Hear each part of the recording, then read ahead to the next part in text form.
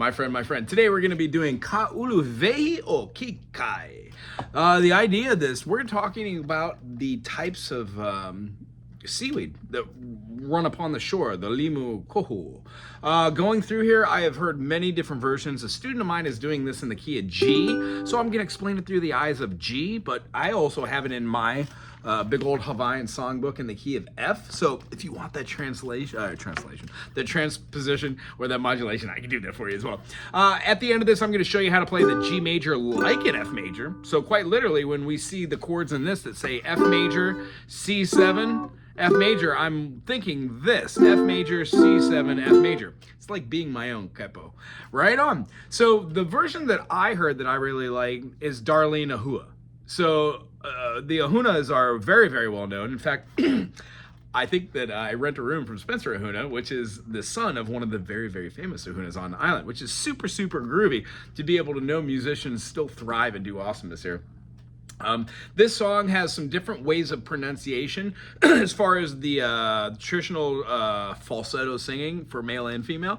I don't know if I can accomplish that. I'm going to circle back on this one probably in a year or so and see if I've accomplished more word stress, how to conjugate pronouns, and know exactly what I'm saying when I'm doing these. It feels a little lackluster to do this not knowing all the words, but because I'm having a student who speaks Hawaiian and I'm learning Alelo, the process of learning this is unbelievably amazing. It's super humbling, and it makes me just have so much more passion for languages and music, and pride for the Kanaka that live here, and the way that you know, the songs still hold function. That's all I'm going to say about this. So as far as this song, we're going to be playing in the key of G. We have He Hono He No Ke Ike A. Cool. We're going to be going down to our C here. So we have Ke Kai Mo'o Ana Nui La. We have our C again. Nui Ke Aloha Ahi I Po O Ne I. And then we'd have our D7 to wrap it up, our 5 dominant. You know what I mean? Ke Kala Ala Oko Li Po Oa. Now, in the version that I'm doing in the key of G, the L-I-P-O-A has a kaho over the top of the I, so it's holding that li very much longer than saying li po oa. Li pa oa. So when we have this, we're going to repeat this particular version twice on the first verse. So we'd have he hono ho no. Ke ike ka o, ke kai mo ana nui no la, nui ke ola hei ponei, me ka ala o ko li poa. There could be a turnaround in a lot of these. I heard like some little gesture in between, which allows us to go from just having a chord. It's real Hawaiian to do like a half step down and right into it. Very slack key. Okay, second verse, we'd have Hi Liupoa Apai E Ke One. And we're doing back and forth real quick between the D7 back to the G. 1, 5 dominant 1. And then we're going to go to the C for the 4 chord. Sorry, I just drank something wrong. Ke One Hinu Hinu La. Right back to the G. Vela ikala ke he hi a a. Now, when pronounced after the he hi a a, I do believe it's a a. It just goes as one. Although a, there should be a okina in between the a and the e, giving a little a ah. So maybe we'll try the vela ikala ke hina a e mai mano. He po ona kea.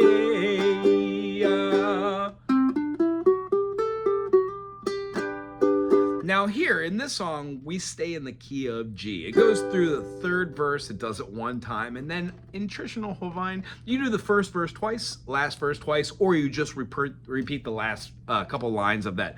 That's what we're gonna do right now. So we've got this ha'ina mai kapu'ana. When we say Kali, sorry, I should go to the 4 chord there. Kali po mai kelima kohu, hoa pia ke maha kapahe e one me kali palu.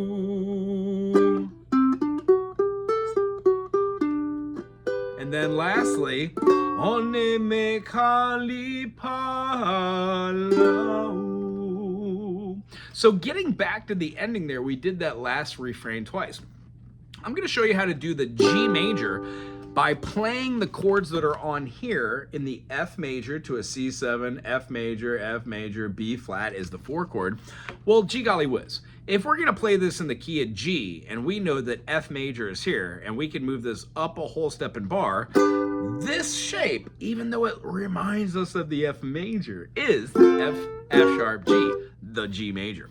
When we play a C7, which is what it calls for on this tab or this lead sheet, if we have a bar here and this was our D, now we have D going down here to play this. So if this is our G, and this is based off the idea that you know how to play the key of F, F major, G minor, A minor, B flat major. Well, gee golly, all of these can just move up. So you'd have G major. When you go to the A minor, you could either play that or you could just bar the whole thing up again. The next one that we would have, because this fits so quite well, would be our G, A, and then B minor, C major, D major, E minor, and then F major, or the last bleeding tone, which would be this, and then it would go right into our 1 again. So by holding the bar chord, we can play F major, C7, F. Now we would go up a half step and play what looks like the C major, but it would be representative of the B flat. So in my mind, I'm not thinking C major, I'm just thinking B flat, and then back to that F. Well, I'm actually playing a G to a C, but when I'm reading it, my brain's telling me to just play the chords I know.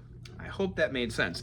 And then the other way to do that is just take your capo, put it on the 2nd fret, and play the chords that are on your transcription.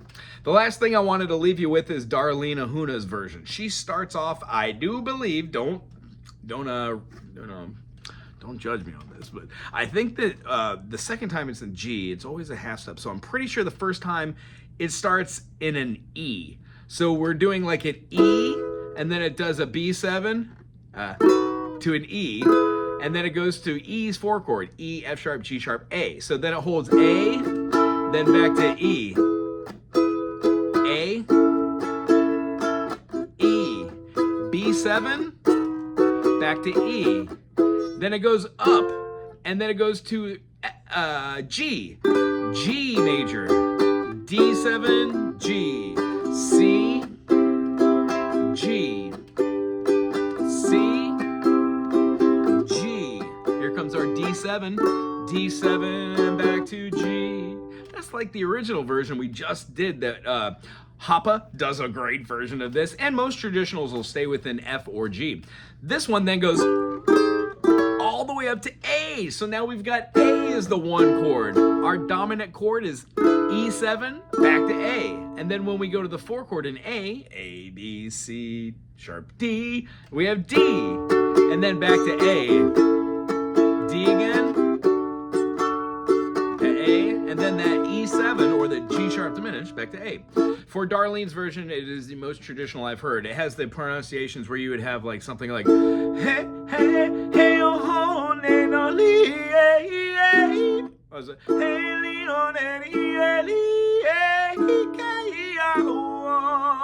What's my 4 chord?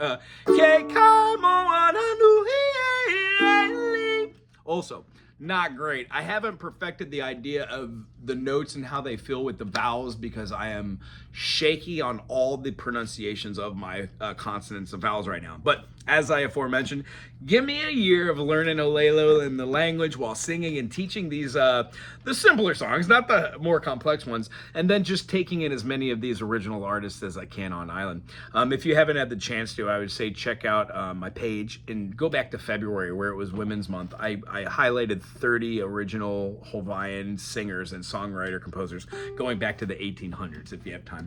Otherwise, thank you for being here. I hope you enjoyed this song. It's Ka Uluwehi o Ke Kai. Aloha.